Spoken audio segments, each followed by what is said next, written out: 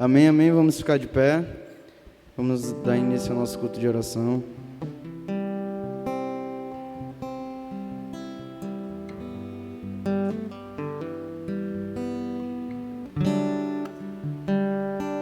Você já deu boa noite ao seu irmão? Vire aí, acene. Não pode abraçar, não pode encostar, mas pode acenar.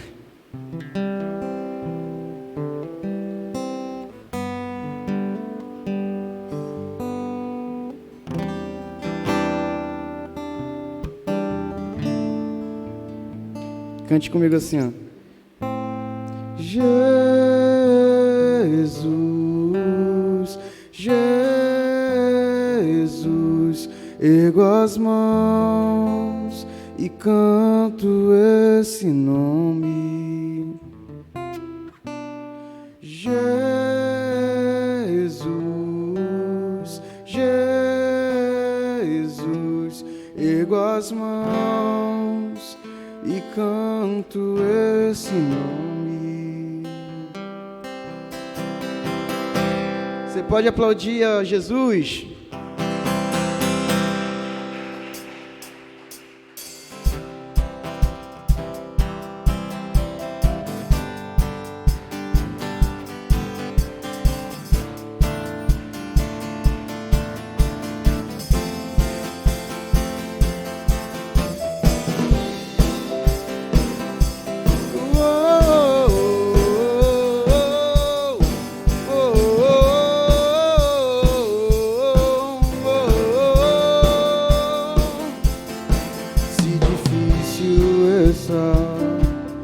Você não sabe o que fazer. Há um nome que tem todo o poder. Se não encontras palavras para orar, há um nome que tem todo o poder. Jesus,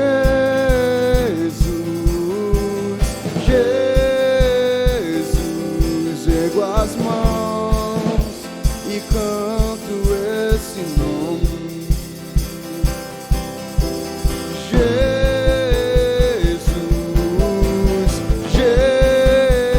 Jesus, ergo as mãos e canto esse nome. Tu és Emmanuel,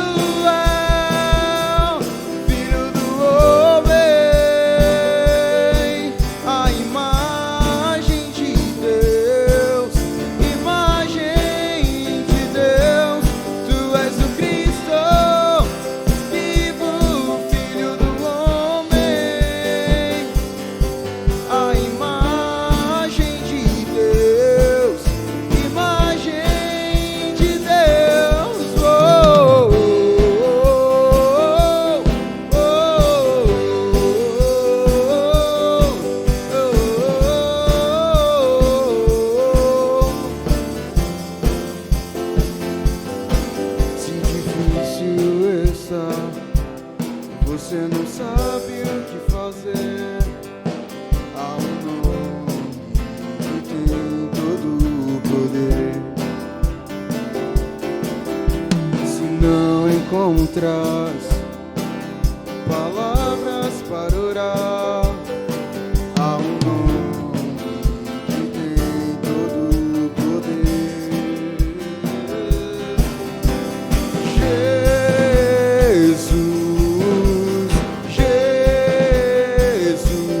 Ergo as mãos e canto esse nome. Jesus, Jesus, ergo as mãos e canto esse nome. Tu és Emmanuel, Filho do homem.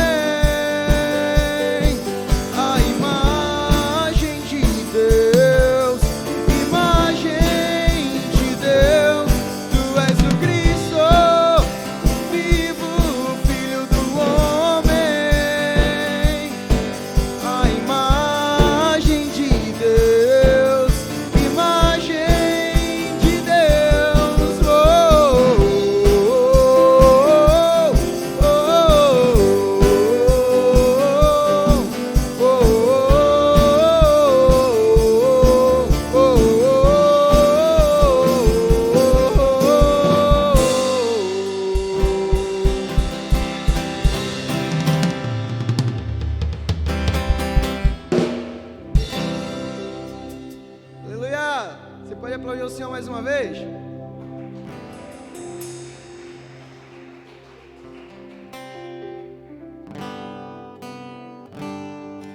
Amém, Jesus, te adoramos, Pai, pois Tu és soberano aqui, Pai, neste lugar. Tu és soberano sobre a nossa vida, Senhor.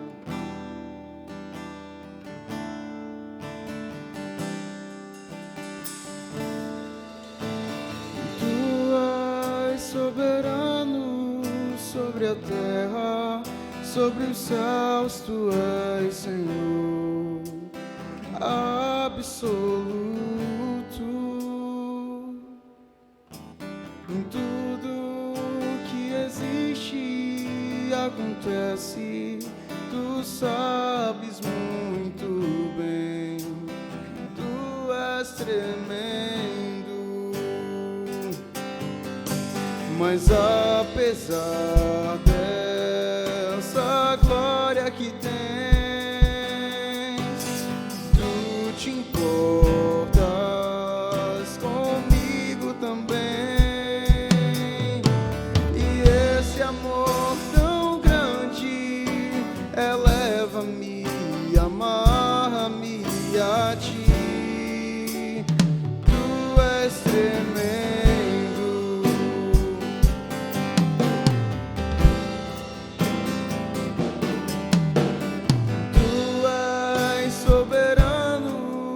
Sobre a terra, sobre os céus, Tu és Senhor absoluto. Tudo que existe e acontece, Tu sabes muito bem. Tu és tremendo. Mas apesar dessa glória que tens, Tu te importas comigo também. E esse amor tão grande eleva-me, amarra-me a Ti. Tu és tremendo. E apesar dessa glória que tens, Tu te importas comigo também. E esse amor tão grande eleva-me, amarra-me a Ti. Tu és tremendo. E esse amor tão grande eleva-me, amarra-me a Ti. Tu és tremendo. Mas apesar dessa glória que tens, Tu te importas.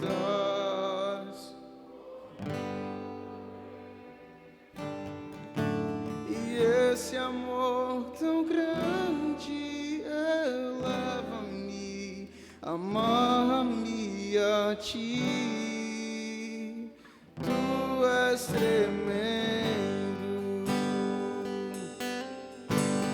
Meu Jesus, Tu és tremendo. Meu Senhor, Tu és tremendo.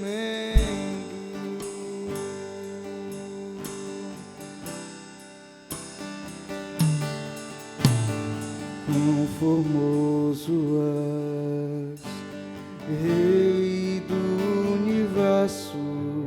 Sua glória enche a terra e enche os céus. Sua glória enche a terra, Sua glória enche os céus. Sua glória enche minha vida, Senhor.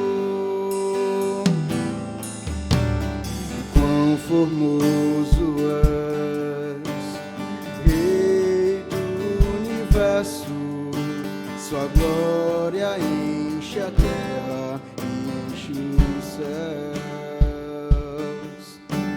Sua glória enche a terra, Sua glória enche os céus, Sua glória enche minha vida, Senhor.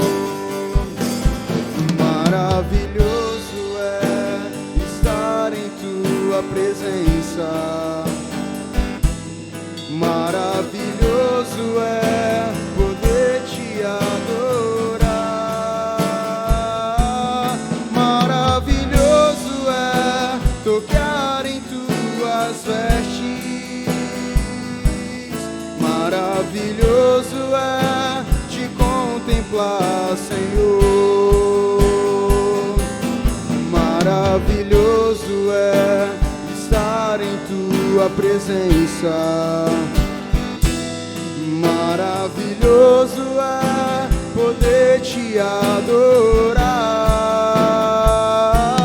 maravilhoso é tocar em Tuas vestes, maravilhoso é Te contemplar, Senhor.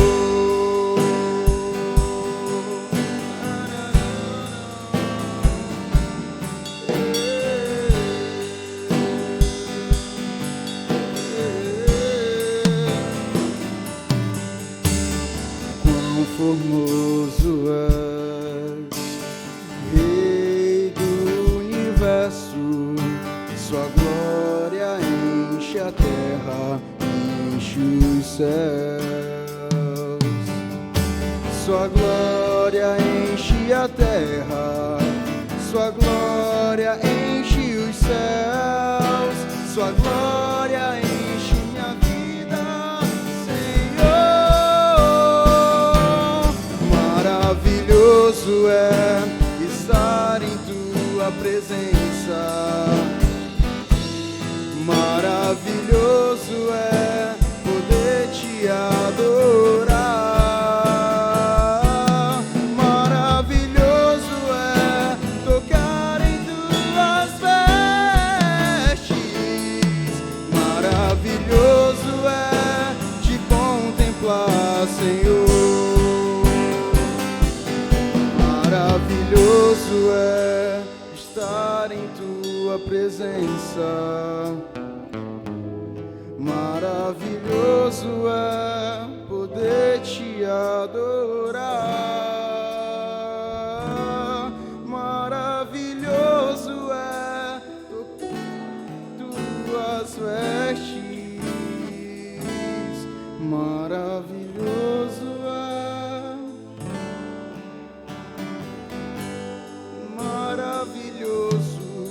maravilhoso é Te contemplar, Senhor. Maravilhoso, maravilhoso é Te contemplar, Senhor.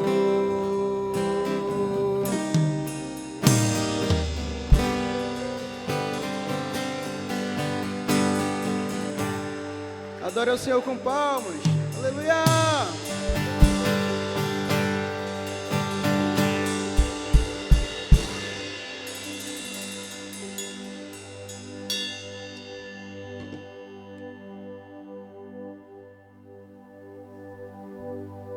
Glória a Deus.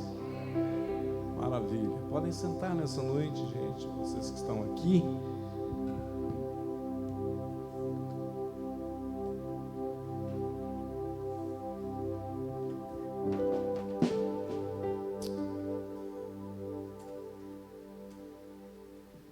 Aleluia.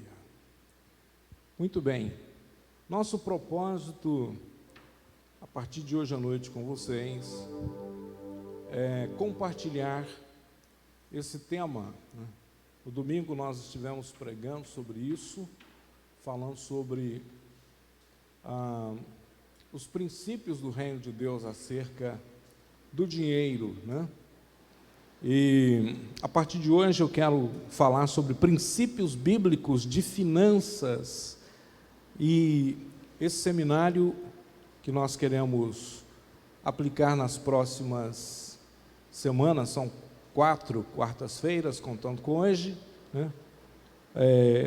está sendo inspirado nesse livro aqui, que é Bens, Riquezas e Dinheiro, do pastor Craig Hill e de um outro irmão chamado Earl Pitts. Então, esse livro você pode adquirir diretamente da Universidade da Família ou outras lojas. Eu verifiquei que a Amazon está também vendendo, e inclusive tem ele digital, né, para o Kindle, se você usa essa ferramenta, esse aparelhinho, você pode comprar e baixar no seu aparelho, né? Então, a proposta desse seminário, minha gente, é trabalhar esses princípios que a Bíblia nos dá acerca da administração do dinheiro. Como nós falamos na nossa mensagem de domingo, dinheiro é um assunto altamente espiritual.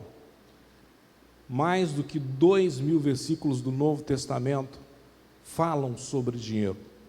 Tem mais assuntos sobre dinheiro no Novo Testamento do que sobre a salvação e sobre a fé, por exemplo, né? Há mais versículos bíblicos falando sobre dinheiro do que falam sobre fé e do que sobre salvação. Só para vocês terem uma ideia, tem 200 e poucos versículos falando de fé e 200 e poucos versículos falando de salvação, mas tem mais de 2.000 falando de dinheiro, mostrando o quão importante esse assunto é.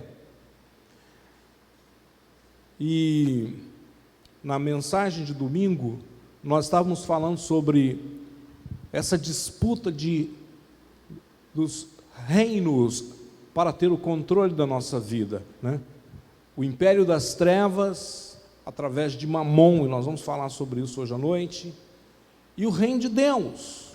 Deus quer ter o controle sobre a sua vida financeira, mas o diabo também quer ter, através do espírito de Mamon. Então, os dois estão querendo ter esse controle. A pergunta é: quem está controlando a minha vida financeira?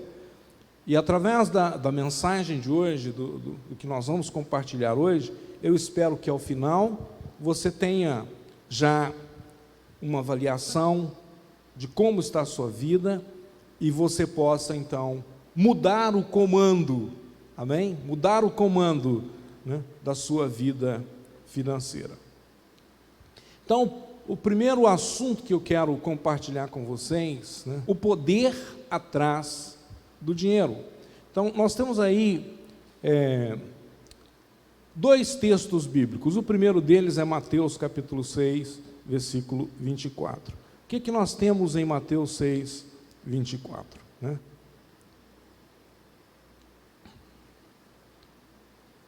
Então, Mateus capítulo 6, versículo 24. Né?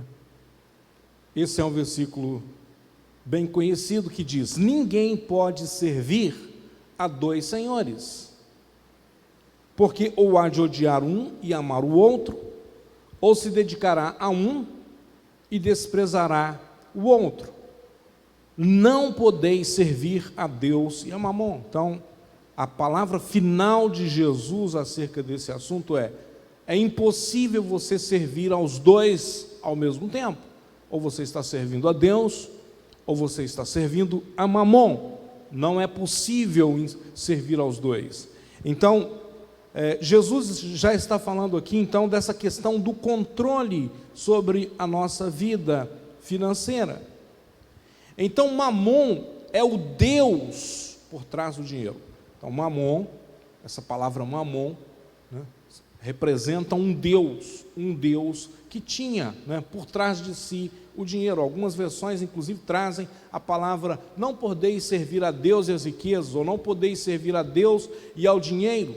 Mas, na verdade, o original é Mamon, falando de um Deus, né? Assim como haviam outros e muitos deuses no tempo de Jesus, né? Nós estamos vendo aqui um ídolo, né? E veja bem, o ídolo em si nada é. 1 Coríntios capítulo 10, versículo 19 e 20, eu quero falar isso para você, né? Porque às vezes, puxa, quer dizer que esse ídolo está controlando a minha vida? Veja bem, esse texto aqui responde essa questão. 1 Coríntios, capítulo 10, versículo 19 e 20. Então, o versículo 19 diz assim: mas que digo? Que é o ídolo? É alguma coisa? Ou que é sacrificado ao ídolo é alguma coisa? Ou seja, Paulo estava falando aqui do sacrifício de comida, de alimentos aos ídolos. Mas aí, em seguida, ele responde: antes digo que as coisas que os gentios sacrificam, as sacrificam aos demônios. Ou seja, eles pensavam que estavam sacrificando aquele ídolo, aquele Deus. Mas ele está dizendo, eles estão sacrificando isso aos demônios e não a Deus. E não quero que sejais participantes com os demônios. Não podeis beber o cálice, o versículo 21 diz, do Senhor e o cálice dos demônios. Não podeis ser participantes da mesa do Senhor e da mesa dos demônios. Então o que Paulo está dizendo aqui é que o ídolo em si nada é, mas que há uma força operando por trás desse ídolo. Então o ídolo chamado Mamon em si nada é, o dinheiro em si nada é, mas há uma força operando por trás desse ídolo, há uma força operando por trás do dinheiro, há um principado operando por trás de Mamon, operando por trás do dinheiro, e esse principado maligno, diabólico, que quer ter o controle sobre a vida financeira, a nossa vida financeira. Então, esse Deus por trás do dinheiro, ele busca adoração, ele quer ser adorado, ele busca influência, né? Ele busca o controle da vida das pessoas, para que as pessoas passem a amar e confiar no dinheiro. Então, como que Mamon está atuando? Ele quer que as pessoas amem e confiem no dinheiro, e dessa forma as pessoas o adorem, né? As pessoas passam a adorar o dinheiro, as pessoas passam a adorar a influência, as pessoas passam a adorar o poder que o dinheiro de algum modo traz, né? A influência que o dinheiro de algum modo faz, né? E aí nós podemos então dizer que Mamon é um espírito do império de Satanás que está operando, ele está trabalhando continuamente. Então Satanás não está de braços cruzados, ele quer e em todo o tempo ele está fazendo alguma coisa, né, para controlar e conduzir o coração das pessoas para longe de Deus, especialmente através do medo. Então, como Mamon atua? Qual é a estratégia dele, né? Ele impõe o medo nas pessoas. Então, por exemplo, as pessoas têm medo de perder o emprego. Se alguém, né, chega com uma pessoa que está bem empregada e diz, você está demitido, ele, né, já vi pessoas que entraram em crise, pessoas que entraram em depressão, ok? Pessoas que perdem completamente a esperança, que começam a perguntar, e agora, o que vai ser da minha vida, como é que eu vou ficar, como eu vou pagar minhas contas? Por quê? Porque elas estão dominadas pelo medo, ok? Então, há pessoas que têm medo de perder o que têm, né? Então, esse medo de perder o que tem, esse medo do que vai acontecer no futuro, é uma forma de Mamon controlar a vida das pessoas. Então, as pessoas passam a ter esse controle de Mamon, e através desse controle ele está conduzindo as pessoas para longe de Deus. As pessoas param de confiar em Deus para confiar naquilo que lhes dá dinheiro, ok? Então ele confia no governo, ele confia no patrão, ele confia no banco, ele confia no seu talento, na sua capacidade, ele confia no seu trabalho, ok? Ele passa a confiar naquilo que lhe dá dinheiro, mas não em Deus. Então, quem está controlando a vida dessa pessoa? É aquilo que está, né, de alguma forma, lhe dando a segurança, entre aspas, que ele acha que tem. Então, se é o dinheiro que lhe dá, se é o patrão, é o governo, é o cônjuge, enfim, seja lá o que for que lhe dá a segurança, ele está confiando nessa fonte. Nós vamos falar daqui a pouco sobre fonte. Então, quais são as mentiras de Mamon? Essencialmente, é uma só. O dinheiro contém poderes. As pessoas passam a atribuir poder sagrado ao dinheiro. Então, essa é a mentira de Mamon. O dinheiro tem poder, né? Quem tem dinheiro tem poder, ok? Então, isso é o que o mundo diz. Quem tem dinheiro tem poder. Aquele homem é poderoso, ninguém mexe com ele porque ele compra a justiça, ele compra o juiz, ele compra, né? Ou seja, ele é poderoso, ele tem dinheiro. Então, Mamon está vendendo isso para as pessoas. Tem poder quem tem dinheiro. E quem não tem dinheiro é impotente, ou seja, não tem poder. Se você não tem dinheiro, você vai ser controlado pelos outros, você vai ser escravo dos outros. Então é isso que Mamon quer que as pessoas acreditem, que o dinheiro tem poder em si mesmo. Mas qual o dinheiro, qual o poder que uma nota, né, de 100 reais possui, gente? É o poder que nós atribuímos a ela, concordam comigo? O poder de uma nota de 100 reais é o poder que nós atribuímos a ela. A nota de 100 reais em si não tem poder algum. Se você mantiver essa nota escondida, guardada 200 anos, na verdade ela vai perder completamente o valor, né? Então, veja bem que o dinheiro em si nada é, ele é amoral, ou seja, ele não tem juízo ele não expressa nenhum, não, esse dinheiro é sujo, né? Não, o dinheiro em si não é sujo, o dinheiro em si não é nada, ele é só um pedaço de papel, ele é só um valor que nós atribuímos a ele, e nada mais do que isso. Então o dinheiro em si nada é. Mas veja bem que Satanás tem colocado na mente das pessoas que quem tem dinheiro tem poder. Temos então atribuído ao dinheiro um poder que ele não existe, que ele não possui. Então as pessoas que acreditam nessas mentiras de Mamon, elas passam a tomar suas decisões com base no dinheiro que dispõem. Então, por exemplo,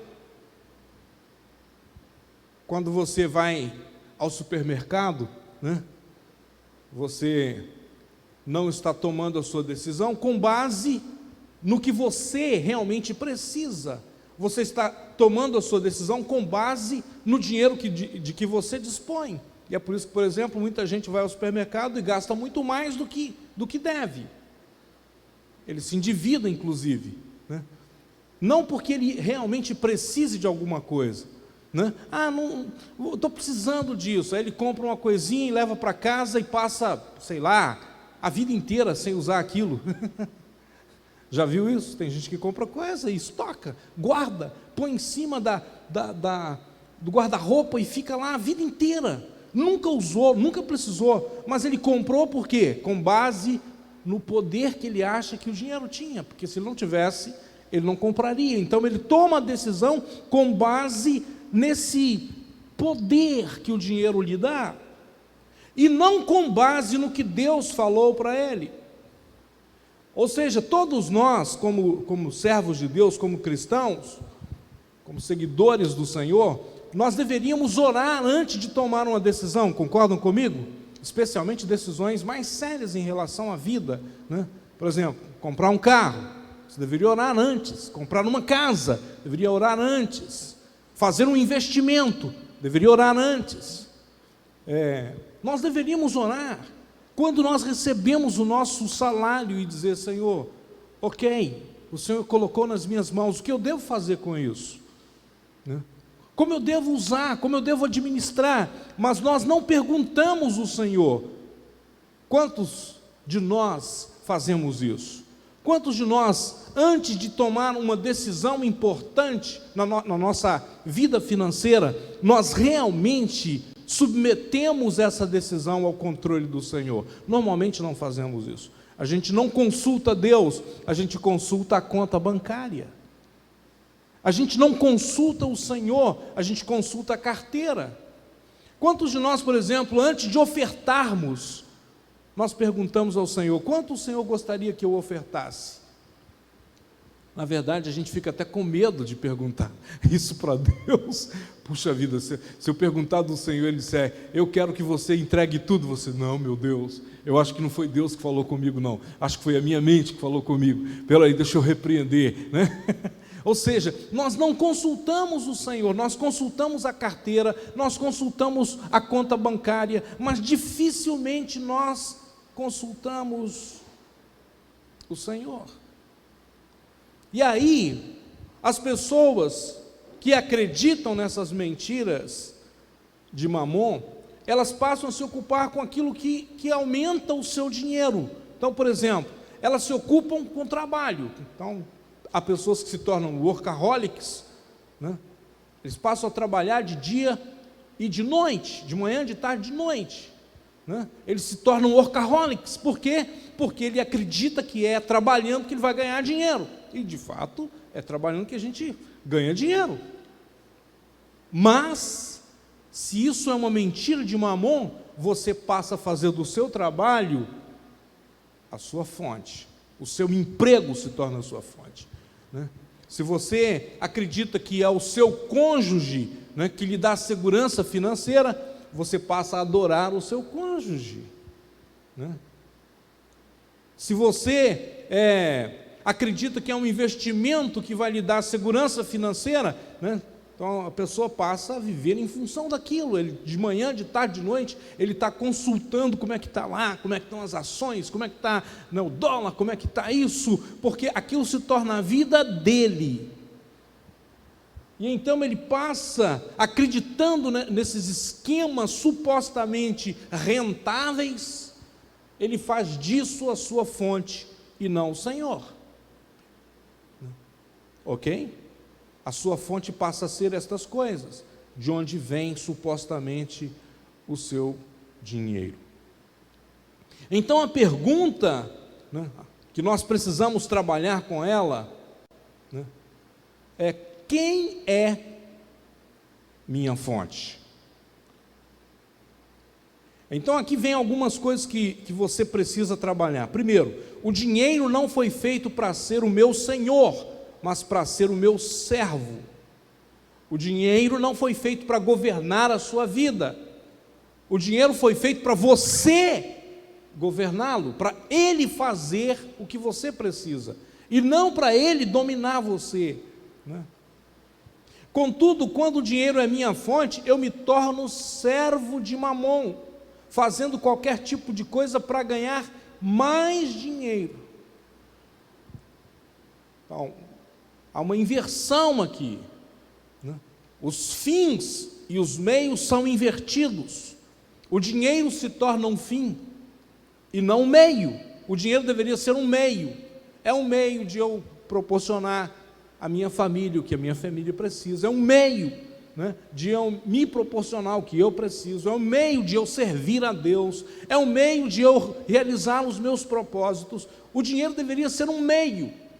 Mas se eu inverto a coisa, o dinheiro se torna um fim e não um meio. Então eu passo a viver em função do dinheiro. Eu trabalho por causa de dinheiro, ok? Quantas vezes eu já ouvi isso, né? A maioria das pessoas, se você perguntar para ela: por que você trabalha? Qual é a resposta que ela vai dar?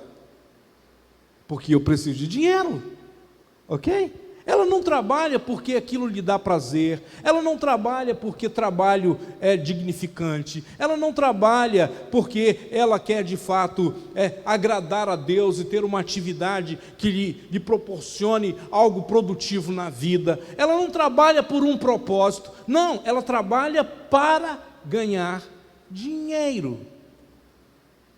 Vocês não acham que a maioria das pessoas pensam assim, né?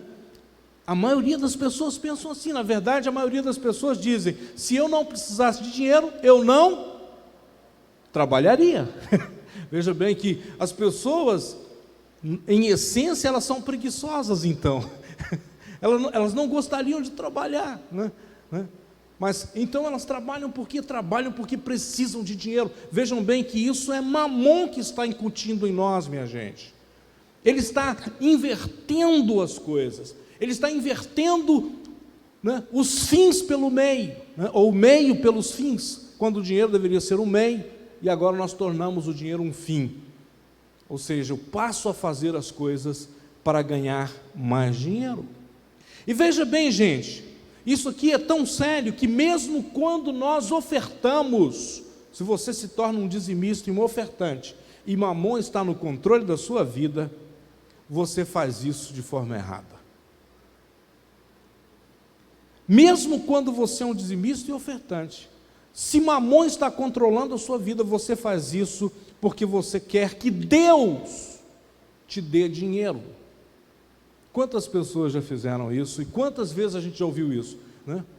Ah, não, você tem que dizimar, você tem que ofertar, porque senão você não vai prosperar.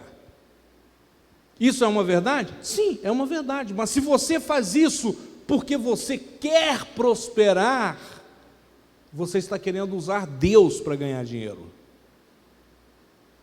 Você usa qualquer coisa, você usa o seu emprego, você usa o governo, você usa, né, o seu cônjuge, você usa, né, qualquer coisa para ganhar dinheiro, então por que não usar Deus também?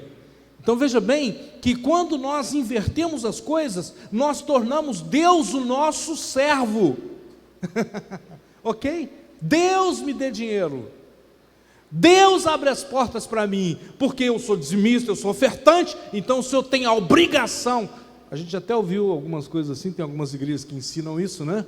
Para você exigir de Deus que Ele cumpra a sua palavra, porque afinal eu sou dizimista e ofertante. Ok?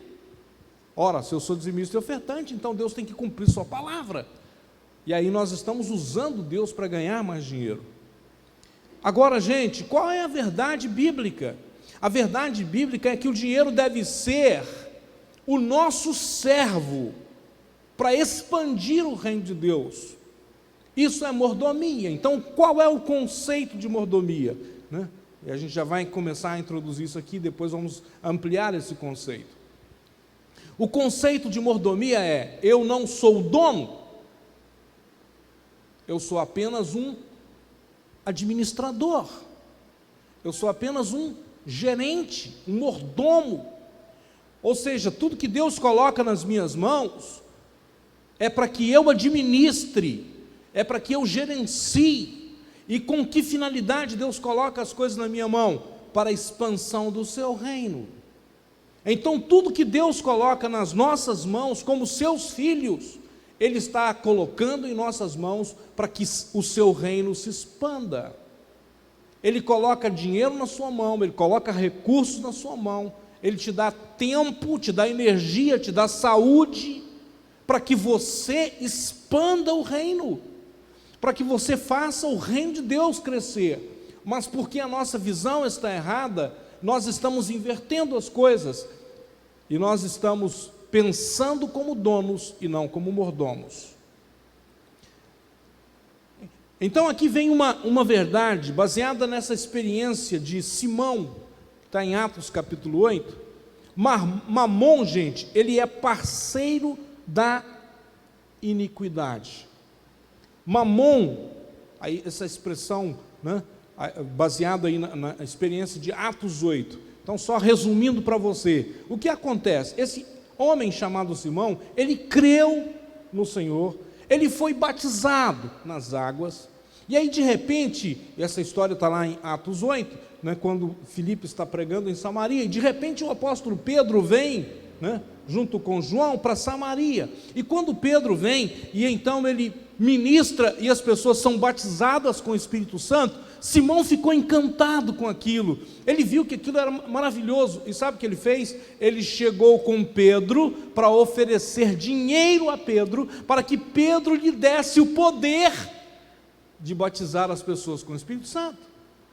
Então, esse homem, né, que estava ainda, ele creu, foi batizado, era um cristão agora, mas como ele estava ainda sob o controle de Mamon, ele queria ter o controle e o poder que as pessoas, que Pedro ali, entre aspas, estava manifestando. Ele queria aquele poder, então ele vai a Pedro para comprar esse poder.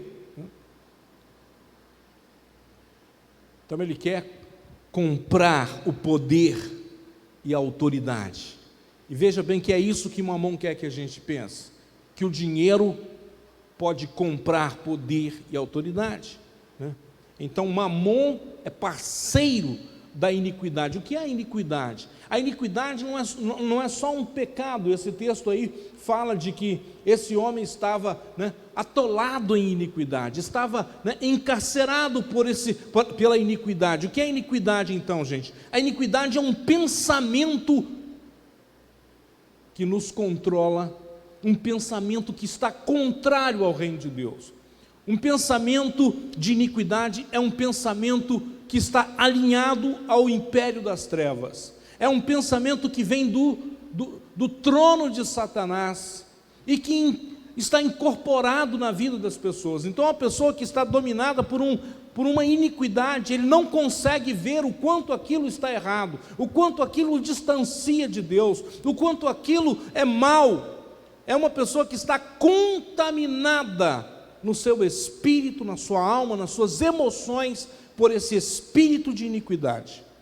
Então, alguém que está sob o controle de Mamon, normalmente ele não consegue ver, ele não consegue enxergar o mal que esse espírito está fazendo na vida dele. Ele não consegue enxergar o que de errado tem com o que ele está fazendo, com os recursos que ele tem. Ele não consegue enxergar as coisas erradas que ele está fazendo com o uso do dinheiro. E por fim, né, mais uma ação do espírito de Mamon, né, é o espírito da pobreza. Porque quando Mamon está em operação, né, nós temos dois problemas com o espírito de Mamon. Nós temos aqueles que detêm o dinheiro, que são avarentos, ok? São amantes do dinheiro. A Bíblia diz, o texto lá de Paulo diz, o amor ao dinheiro é a raiz de todos os males. O apego ao dinheiro é a raiz de todos os males. E aí, essas pessoas então que têm o amor ao dinheiro, o apego ao dinheiro, são avarentos. Então eles fazem do dinheiro o seu Deus. Mas tem o outro extremo, que é o espírito da pobreza. As pessoas estão agora sob o controle desse espírito de Mamon, e elas então não conseguem experimentar o fluir da bênção de Deus nas suas vidas financeiras. Então, são pessoas que a mente delas pensa como o diabo, como Mamon quer que elas pensem. Uma mente pequena, uma mente pobre, uma mente, eu não tenho, né? E sabe, gente, eu já vi esse espírito operando muitas vezes nas pessoas, na vida das pessoas, em todos os lugares, né? As pessoas, por exemplo, elas começam a dizer coisas como essa: isso não é para mim, eu não posso fazer isso, eu sou muito pobre, eu não tenho dinheiro para fazer isso, né? Enfim, elas começam, né? Porque elas pensam assim, elas vão continuar sendo pobres, porque a mente dela está assim, está dominada por esse espírito de pobreza, né? Então Deus quer remover essas coisas da nossa mente. Tanto essa coisa do apego, do amor, como esse espírito de pobreza, né? Porque qualquer uma das duas coisas está errada.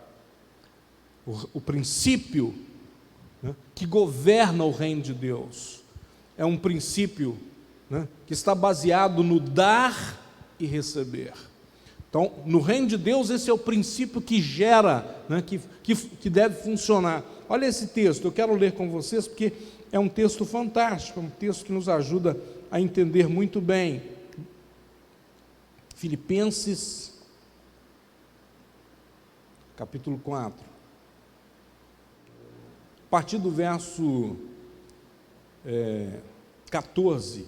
Então Paulo ele diz assim: apesar disso, vocês fizeram bem em participar das minhas tribulações. Como vocês sabem, Filipenses, nos seus primeiros dias no Evangelho, quando parti da Macedônia, nenhuma igreja partilhou comigo no que se refere a dar e receber, exceto vocês, né? Então Paulo está falando que essa igreja é uma igreja que, a outra versão diz, se comunicou com ele, partilhou, sim, enfim, teve essa capacidade de comunicar-se com Paulo, de ajudar Paulo, de conectar-se com Paulo na sua tribulação, no sentido de dar e receber. Então, esse é o princípio que governa o reino de Deus, dar e receber. Jesus disse: mais bem-aventurada coisa é dar do que receber, ok? É a palavra de Jesus. E aí o próprio Jesus, então, em outra passagem, ele diz: dai e ser-vos-á dado, boa medida, recalcada e sacudida e transbordante. Então, o reino de Deus funciona com este princípio. E aí Paulo continua dizendo: pois estando eu em Tessalônica, vocês me mandaram ajuda, não apenas uma vez, mas duas, quando tive necessidade. Não que eu esteja procurando ofertas. Então, a primeira coisa que Paulo fala: eu não estou procurando ofertas, eu não estou enviando carta para as igrejas pedindo oferta, mas o que pode ser creditado na conta de vocês. E aqui é interessante porque Paulo está dizendo: quando você faz, quando você dá, isso abre um crédito espiritual a seu favor, ok? É isso que ele está dizendo. Então, quando você oferta, quando você dá, quando você sustenta, né, alguém, missionário, obra missionária, especialmente esse caso aqui, a obra missionária, e a oferta, eu quero dizer isso para você, há um poder extraordinário na oferta missionária. Se você descobrisse o poder que há na oferta missionária, você se tornaria um ofertante missionário contínuo, constante. Eu experimentei isso uma vez, né, há muitos anos, e daí para frente eu aprendi o poder da oferta missionária. Depois eu conto isso para vocês. Mas Paulo está dizendo, não que esteja procurando ofertas, mas o que pode ser creditado na conta de vocês. E aí ele conclui, né, nos 2 versículos, né? Recebi tudo e o que tenho é mais que suficiente. Estou amplamente suprido agora que recebi de Epafrodito os donativos que vocês enviaram. Elas são uma oferta, olha só, uma oferta de aroma suave, um sacrifício aceitável e agradável a Deus. Ou seja, Paulo está dizendo que quando essa igreja, né, se comunica com ele na sua necessidade, né, enviando essa oferta sobe até as narinas de Deus como um aroma suave. Ou seja, é como se o próprio Deus, ai, que coisa maravilhosa, como isso me agrada, né? E então, isso se torna agradável diante de Deus. E aí Paulo conclui dizendo: o meu Deus suprirá, provisão, o meu Deus suprirá todas as necessidades de vocês, de acordo com as suas gloriosas riquezas em Cristo Jesus. Ou seja, o que Paulo está dizendo, o meu Deus, Ele é tão poderoso, que Ele vai suprir todas as necessidades de vocês. Ou seja, vocês não vão ter falta de nada. É uma palavra apostólica poderosa, meus irmãos. Então, aqui entra então essa expressão que nós devemos oferecer-nos a Deus como instrumentos de justiça. Romanos capítulo 6, versículo 13 a 19. Eu quero ler o texto com vocês, né? Romanos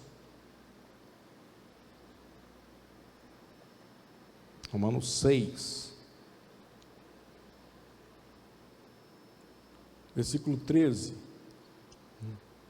E aí Paulo então está dizendo assim: não ofereçam os membros dos seus corpos ao pecado, como instrumentos de injustiça, antes ofereçam-se a Deus como quem voltou da morte para a vida, e ofereçam os membros dos seus corpos a Ele como instrumentos de justiça. Diga isso comigo: instrumentos de justiça. E aí vamos para frente,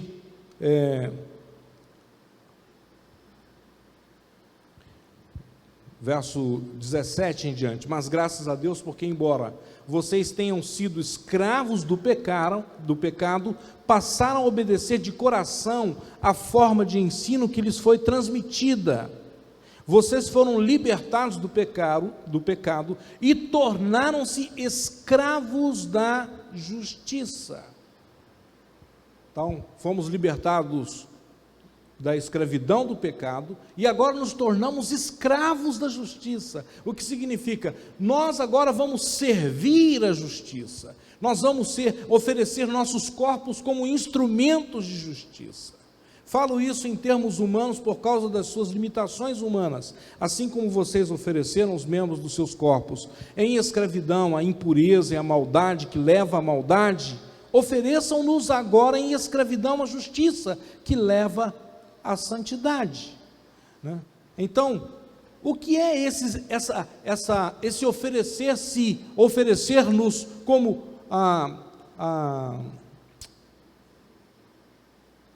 oferecer-nos a Deus como instrumentos de justiça? O que é a justiça?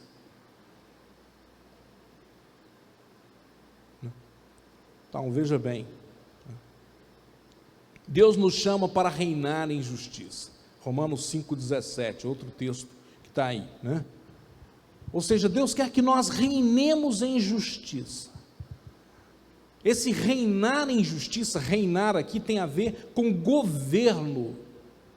Ou seja, eu vou governar a minha vida, governar as minhas ações, governar o meu ambiente, governar as minhas atitudes, para fazer a coisa justa, a coisa certa, fazer o bem, fazer o que Deus quer. Antes eu estava escravo do pecado, eu servia ao pecado, eu servia à maldade, mas agora eu estou livre para servir à justiça. Ou seja, tudo que eu tenho, tudo que eu sou, todos os meus recursos, todas as minhas forças, todas as minhas habilidades vão servir à justiça. Esse texto então está dizendo, né, e outros textos, a Bíblia está nos ensinando que o próprio Espírito Santo está trabalhando para nos ajudar a aceitar e identificar a nossa justiça comprada por Jesus para nós. Isso não é fruto de si mesmo, né? O texto que ele utiliza para realçar isso aqui é o texto de João, quando Jesus está dizendo que o Espírito Santo convencerá o homem do pecado, da justiça e do juízo. Esse convencer da justiça significa que o Espírito Santo está trabalhando para nos ajudar a aceitar e identificar a nossa justiça comprada por Jesus. Ele comprou, através do seu sacrifício, da sua morte, né, a nossa justiça. Ele se fez pecado em nosso lugar, ele se tornou, né, mal lá na cruz do Calvário, né, para que nós pudéssemos ser justos. Então ele toma o nosso pecado, a nossa injustiça, a nossa transgressão, para que eu possa ser justo. E nesse sentido agora, eu vou, por causa da obra de Jesus, oferecer o meu corpo como instrumento da justiça. Não é a minha justiça humana, é a justiça comprada por Jesus na cruz do Calvário. Ou seja, meu corpo agora, minha força, meus talentos, meus recursos, tudo que tenho é para servir ao Senhor. Amém? Amém, minha gente? Tudo. Então, se você vai trabalhar, você trabalha para servir ao Senhor. Se você vai empreender, você empreende para servir ao Senhor. O que você for fazer. O apóstolo Paulo, lá no outro texto, diz: portanto, quer comais, quer bebais, ou façais qualquer outra coisa, fazei tudo para a glória de Deus. Ou seja, tudo que eu vou fazer, meus talentos, meus recursos, minhas habilidades, tudo que eu vou fazer tem que ser para a justiça, tem que ser para o reino, tem que ser para expandir o reino. Mateus capítulo 6, versículo 33, o que Jesus diz lá?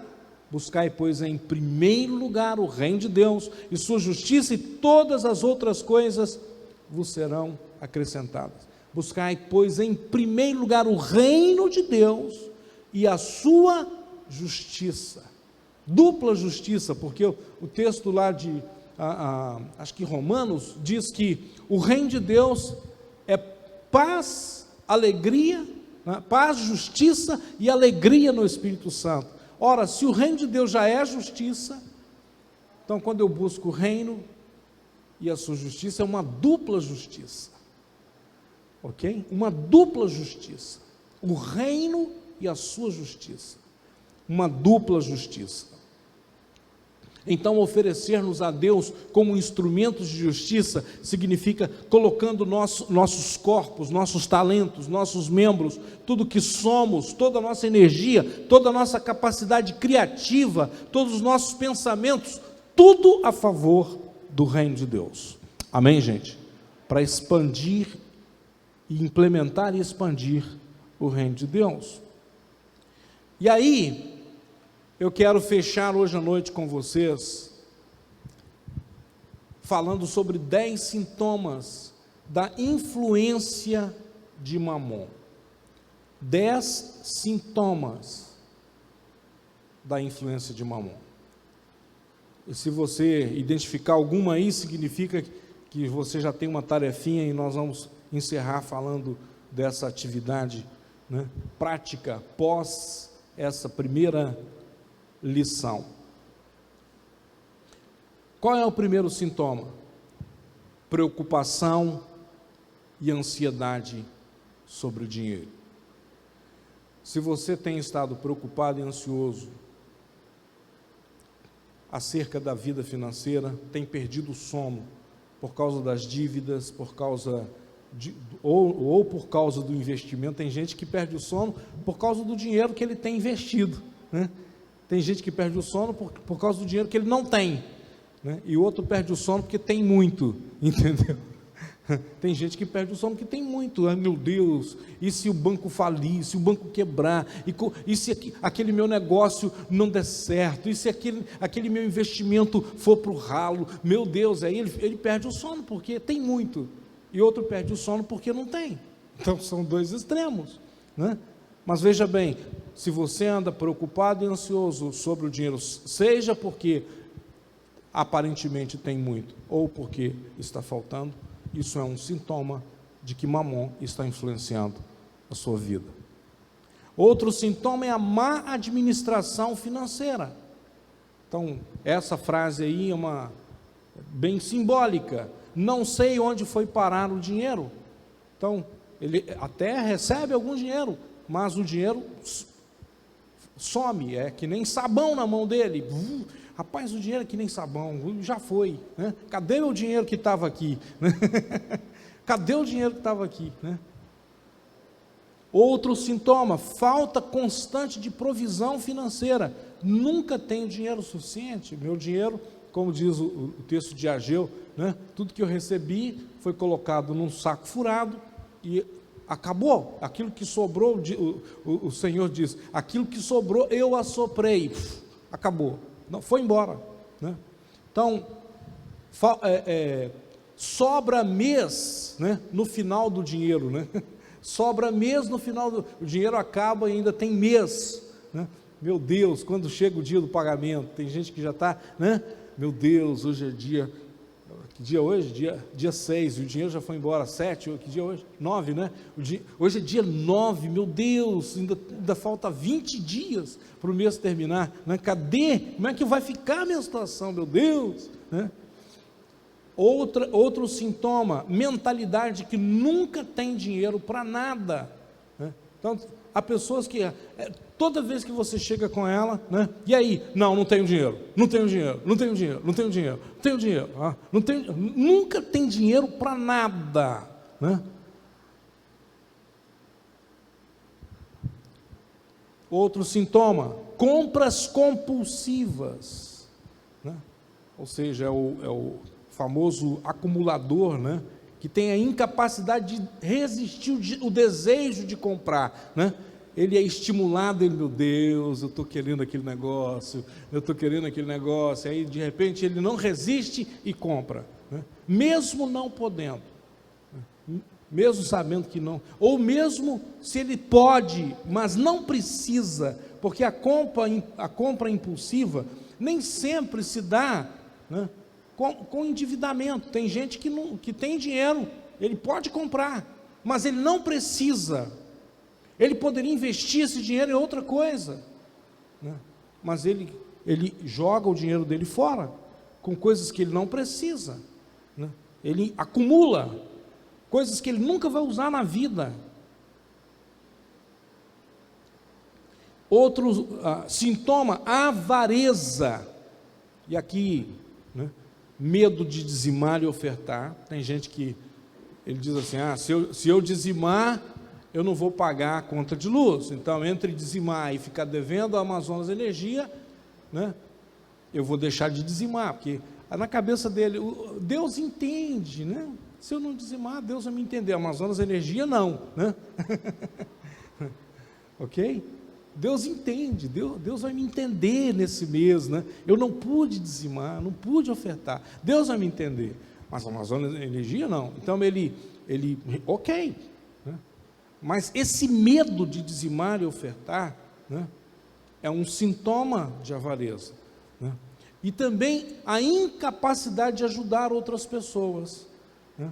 Ou seja, essa incapacidade de ajudar alguém que está precisando, né?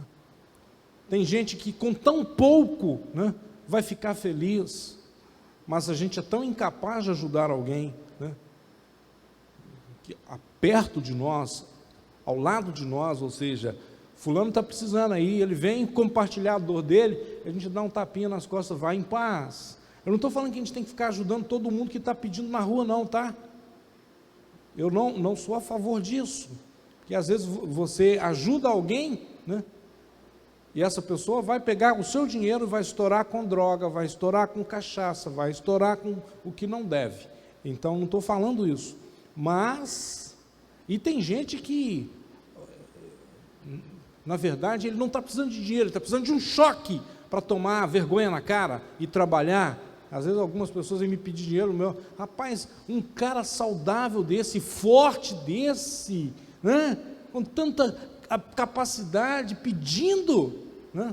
Não, eu ofereço um emprego. Eu já tive aqui, quando a gente estava iniciando a construção aqui da igreja, um dia estava eu e o irmão Oswaldo aqui, e nesse dia o servente não veio, então eu estava aqui ajudando o irmão Oswaldo.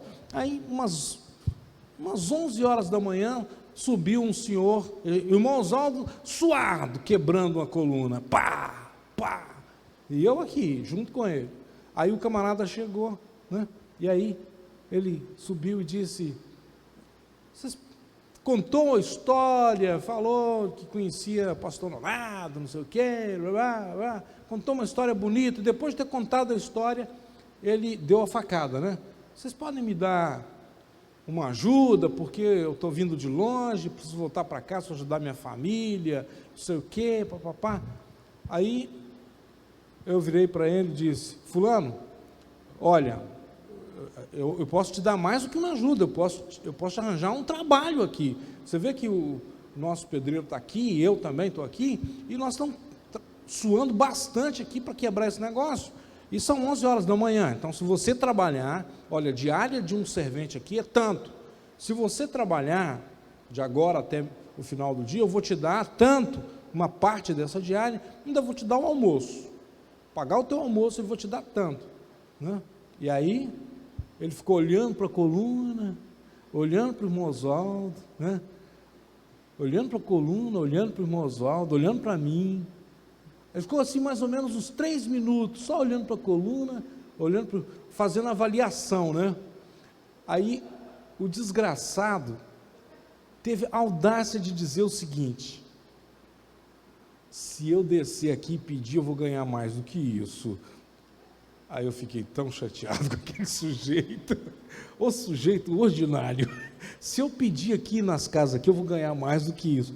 Eu falei, então vá com Deus e corre daqui, porque você já me chateou e já tirou algum tempo do irmão Oswaldo e eu de trabalhar aqui. Então essa incapacidade de ajudar não significa que você vai ajudar todo mundo, mas tem necessidades que a gente deve ajudar, né? Necessidades que a gente tem que meter a mão no bolso e ajudar as pessoas que estão perto de nós. Amém, gente? O outro sintoma é a cobiça, o desejo excessivo de adquirir e de possuir. Tem gente que nunca está satisfeita com o que tem. Ele sempre quer ter mais, e mais, e mais, e mais, e mais, e mais, né? O texto lá de Mateus nos diz, tendo que comer e o que vestir, né? E onde dormir, eu acrescentaria, né? Você tem o que comer, o que vestir, onde dormir, esteja satisfeito. Mas tem gente que comer, vestir e dormir não é suficiente, ele sempre quer mais, e mais, e mais, e mais. Essa cobiça, que é esse desejo excessivo de adquirir e possuir, é um sintoma da influência de mau humor, né? O descontentamento, né? Pessoas que nunca estão satisfeitas, nunca estão contentes, elas nunca são gratas pelo que Deus colocou, pelo que Deus deu, né? A outra é a servidão ao débito, ou seja, tudo que eu vou comprar é pagando juro. Tudo que eu for comprar, tem coisas que a gente vai comprar que ok, tudo bem, né? Mas sabe, gente, o ideal mesmo é a gente aprender a comprar à vista, porque quando você compra à vista tem desconto e não juro, ok? Tem gente que ele ama uma compra numa loja, né? Ele já vai para a loja, né? Aí vê lá aquela televisão, né? Não, vou comprar, né? Vou pagar em 10 vezes sem juros, né? Sem juros coisa nenhuma, o juro está embutido. Se você comprasse à vista, você ia ganhar um bom desconto, né? Essa servidão ao débito, né? Sabe, uma das coisas que a gente vai falar aqui é aprender a retardar, né, uma compra, ou seja, é retardar a gratificação, né? Em vez de comprar agora, eu vou acumular esse dinheiro durante 10 meses e vou na loja comprar à vista, eu vou ganhar um desconto, ok? Especialmente se é um bem que eu não preciso dele para agora, que eu posso, né, aguardar esse bem, ok? Que eu posso trabalhar para obter esse bem. No passado a gente trabalhava para comprar, hoje a gente trabalha para pagar dívida, ok? Veja que mudamos o conceito. No passado a gente trabalhava, quando tinha a gente ia na loja e comprava, não era assim, né? Eu lembro muito bem que era assim que se fazia, né, quando eu era criança. Mas aí veio a facilidade, compra em 10 vezes, 20 vezes, 30 vezes, 50 vezes, 100 vezes, 300 meses. Hoje a gente estava vendo um negócio de compra de casa, 300 meses. Falei, meu Jesus, o cara morre e não termina de pagar. 300 meses. E o juro? Alguém vai ganhar com isso, entendeu? Alguém vai ganhar muito dinheiro com isso, né? Banco ama isso, gente. O banco é um sistema de agiotagem oficial, nada mais do que isso, né? Eles ganham muito dinheiro com esse pensamento nosso, especialmente o brasileiro. Sabia que essa coisa de comprar parcelado não é muito a cultura de outros países, mas é uma cultura nossa, né? Especialmente a cultura brasileira gosta disso, né? Nós inventamos coisas que no mundo não tem. Por exemplo, como é que era o cheque, como era o nome do negócio? Cheque pré-datado. Sabe, em lugar nenhum do mundo existia isso. Só no Brasil, cheque pré-datado. O cara dá um cheque, 2 cheques, 10 cheques, né? Cheque pré-datado. Em lugar nenhum do mundo existia isso. Mas hoje, graças a Deus, não tem mais cheque pré-datado. Agora é o cartão, né? O cartão. O cartão de crédito no mundo existe, mas esse negócio de comprar em 10 vezes no cartão, só no Brasil. Isso não acontece nos Estados Unidos, por exemplo, né? É só no Brasil. Aqui a gente tem o maior prazer, né? Comprar em 10 vezes. Como paga em 10 vezes? Você não vai nem sentir que pagou. Você não vai sentir, mas o banco gostou que você pagou em 10 vezes, que você pagou um juro tremendo, entendeu? Então, servidão ao débito, isso é uma influência de Mamon. E a última coisa, ênfase exagerada no dinheiro e valorização excessiva do seu poder real.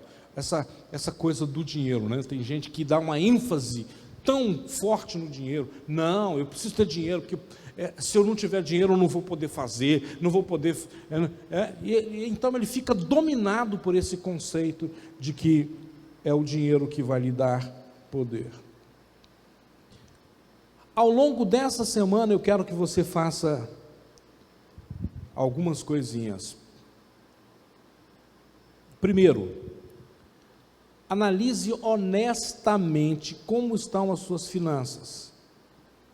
Faça essa análise honesta, ok? O que é honesta? Não fuja, né? Porque quando a gente está com algum problema financeiro, a gente fica tentando fugir, né, de encarar isso. Não quero nem saber quanto eu estou devendo, né? É aquela famosa frase: devo e não nego, pago quando puder. O problema dessa frase é que ela está totalmente equivocada.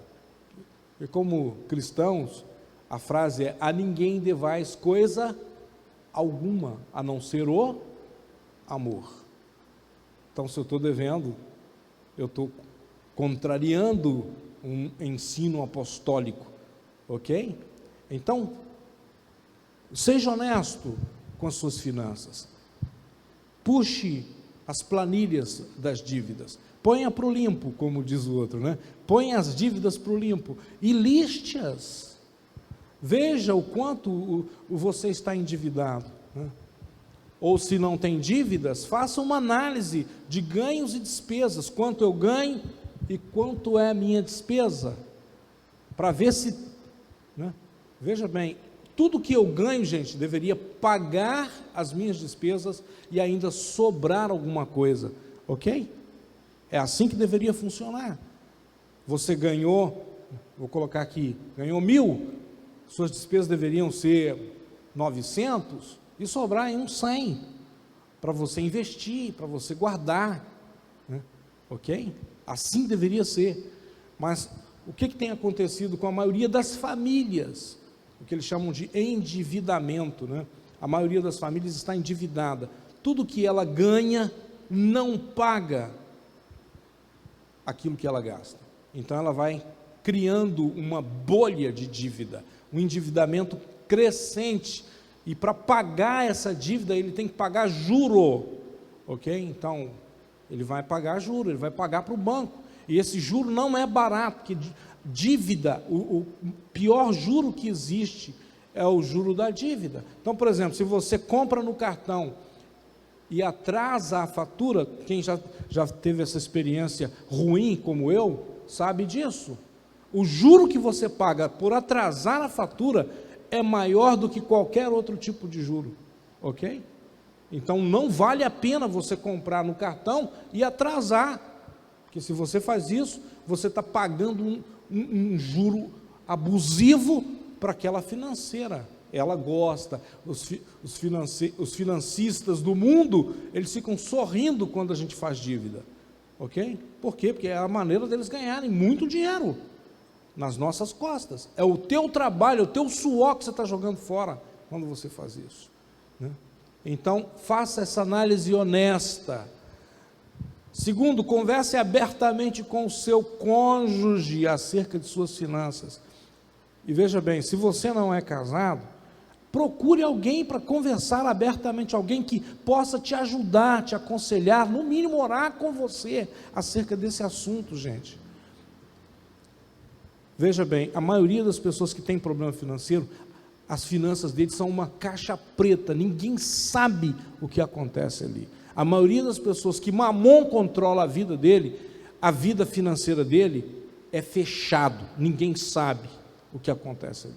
Ele não tem coragem de abrir, ok? Muita gente, por exemplo, eu já fiz essa experiência. Uma pessoa veio me pedir dinheiro emprestado uma vez, e eu disse, ok, eu te empresto, porque essa é uma regra, né? Eu te empresto, mas a partir de hoje você vai prestar contas de como você está gastando o seu dinheiro para mim. Sabe o que essa pessoa fez? Sumiu, nunca mais voltou. Por quê? Porque ela não quer abrir a vida dela para ninguém. Ou seja, o dinheiro é meu, eu faço dele o que eu quiser. Isso que as pessoas pensam. Ok, então, tudo bem. Mas se eu vou colocar meu dinheiro nesse negócio, eu quero saber o que você está fazendo com o seu dinheiro, que a partir de agora não é mais só seu, é também o meu que eu estou pondo aí. Concorda comigo? É o meu que eu estou pondo aí, então eu quero saber, né? Então, converse abertamente. Se você entendeu que tem um problema na área financeira, chame alguém de confiança e compartilhe. Olha, a partir de hoje eu quero que você me ajude, eu preciso ter o controle da minha vida financeira, me ajude pelo amor de Deus, amém? Terceiro, ore e arrependa-se. Essa palavra arrependimento é muito importante, significa mudança de mente. Eu preciso ter mudança de mente. Então arrependa-se diante de Deus da forma como vem administrando os recursos que Ele tem colocado nas suas mãos. Então tem que mudar, porque se não mudar, nada vai mudar. Se a sua mente não mudar, nada vai mudar.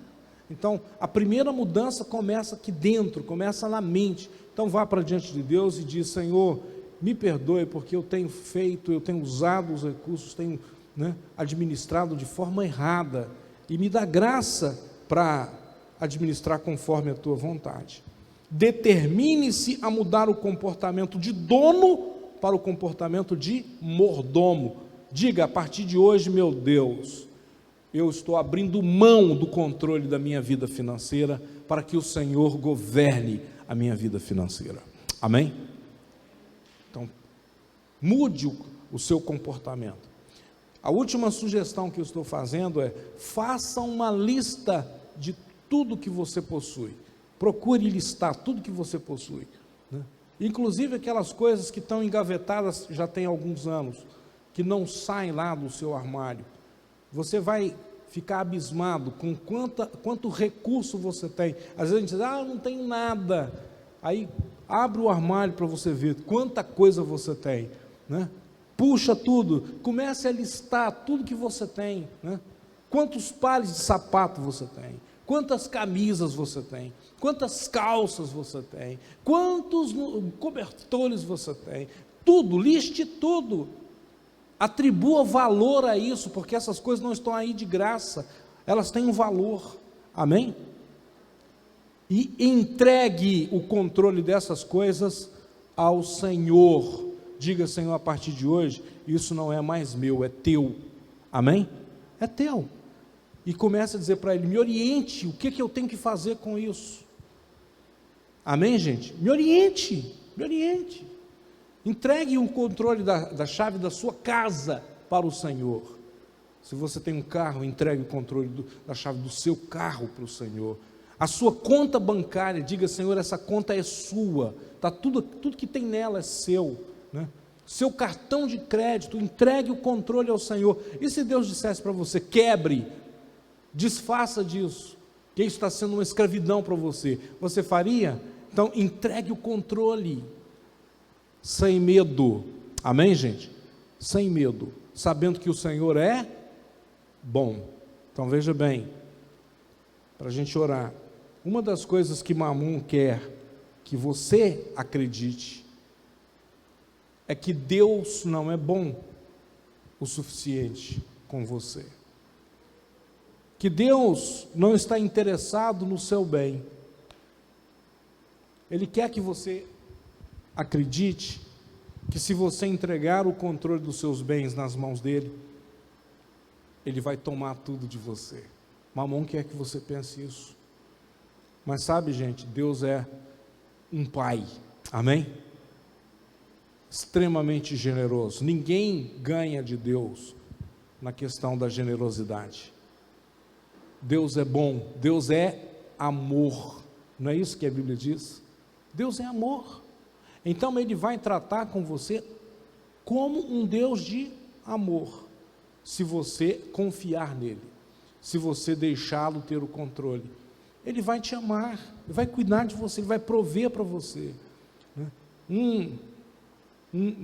O nosso Deus, Ele vai nos testar, mas se Ele percebe que o nosso coração está no lugar certo, Ele não vai ter problema em nos abençoar.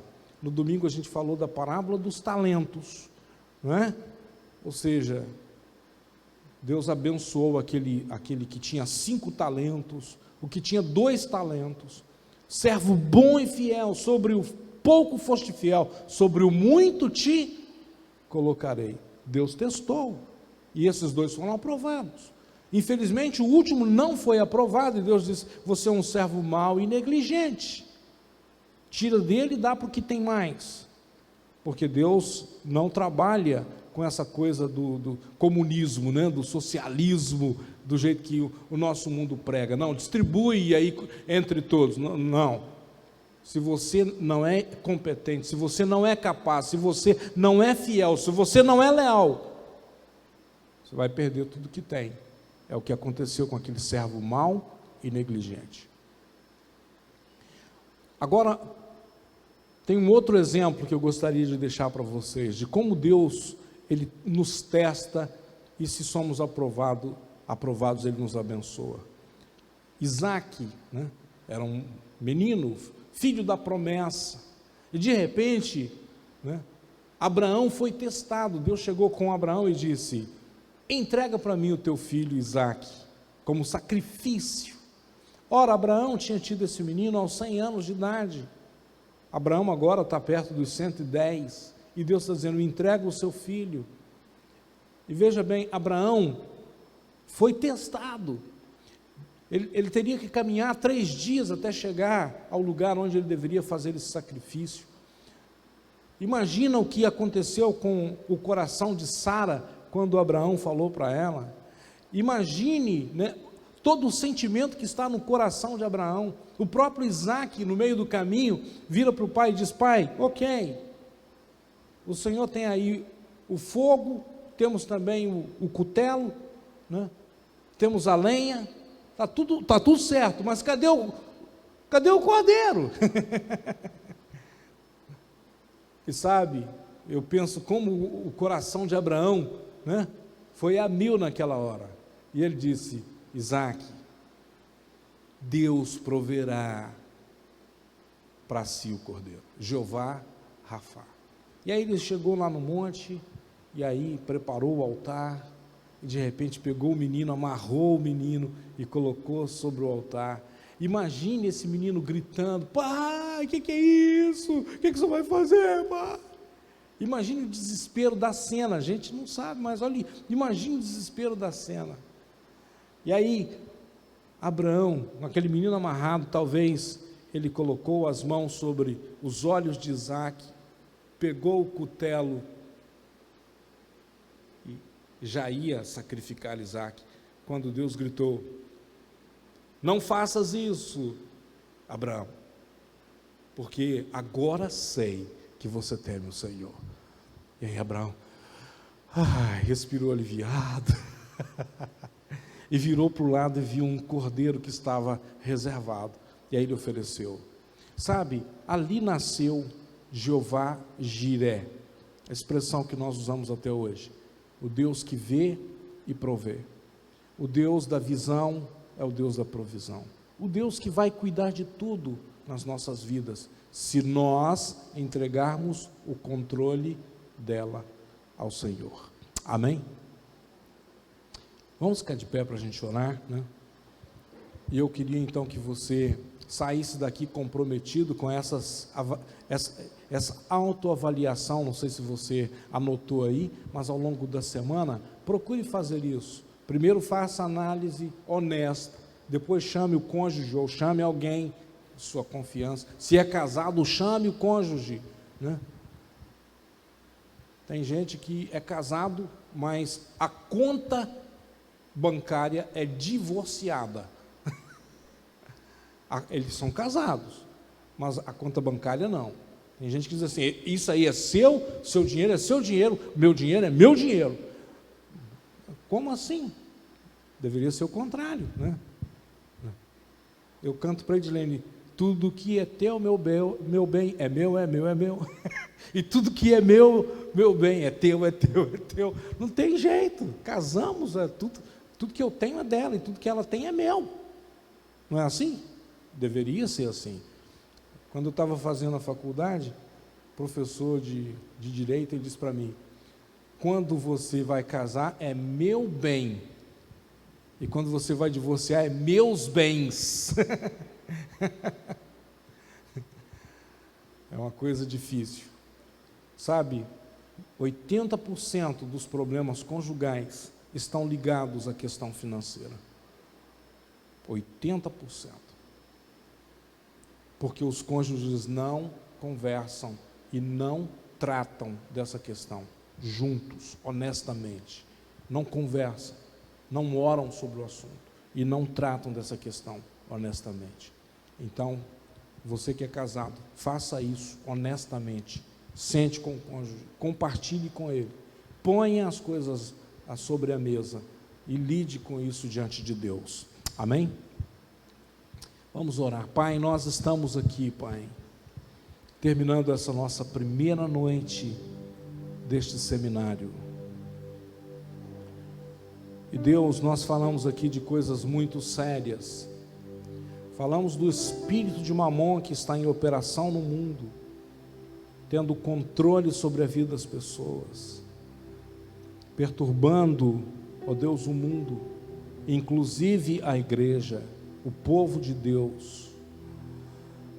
Senhor, eu oro nesta noite, para que o Senhor abra os nossos olhos, nos faça compreender que o Senhor é bom, nos faça compreender que o Senhor nos ama, nos faça compreender que o Senhor quer ter o controle sobre todas as áreas da nossa vida, inclusive a área financeira.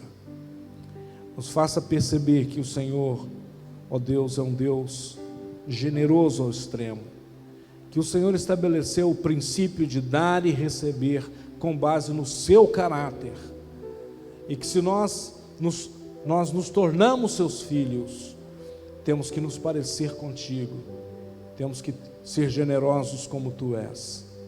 Então, Pai Santo, eu peço que nesta noite essa verdade encha os nossos corações, livra-nos da avareza, livra-nos do amor ao dinheiro, livra-nos da escravidão de Mamon, livra-nos das cadeias financeiras, nos dá liberdade, Senhor, para que possamos servir ao Senhor com os nossos bens, para que o dinheiro colocado em nossas mãos se torne nosso servo para expandir o reino de Deus. Pai, eu peço isso no nome de Jesus, que o teu sangue seja aplicado sobre nossas vidas. Eu oro para que essas cadeias caiam, eu oro para que o devorador perca o seu domínio, a sua força sobre nós. Eu oro para que esse espírito de Mamon perca o seu domínio, a sua força sobre nós. Senhor, nós temos que tanto, ó Deus, que fazer no reino de Deus, nós temos tanto que crescer no reino de Deus. Ó Deus, ajuda-nos a entender como funcionam, ó Deus, os princípios do reino, os princípios da tua palavra acerca do dinheiro, para que possamos, ó Deus, desfrutar de paz, de liberdade, e ao mesmo tempo, Senhor, vermos o reino de Deus crescendo e expandindo a partir daquilo que o Senhor vem colocando em nossas mãos. Pai, eu oro nesta noite e peço que o Senhor continue fazendo com que cada verdade que nós compartilhamos aqui se aprofunde no coração dos seus filhos e filhas. Pai, é isso que eu peço no precioso nome de Jesus. Amém. Amém, minha gente. Que Deus abençoe vocês. Eu quero pedir que você que foi abençoado hoje à noite, divulgue isso, para que nas próximas quartas nós tenhamos, eu sei que há muita gente precisando ouvir essa palavra, né? A partir de semana que vem, isso vai estar sendo levado para os núcleos, a gente está gravando para que a gente leve para os núcleos, mas eu sei que muita gente que não participa dos núcleos deveria estar aqui ouvindo essa mensagem. Então espalhe, compartilhe, para que nós tenhamos outras pessoas aqui e escutem e alinhem suas vidas, né, financeiras aos princípios do reino de Deus. Amém? Que o Senhor abençoe e te guarde, que o Senhor faça resplandecer o rosto dele sobre ti, que o Senhor sobre ti levante o rosto, tenha misericórdia de ti e te dê a paz, em nome de Jesus. Amém.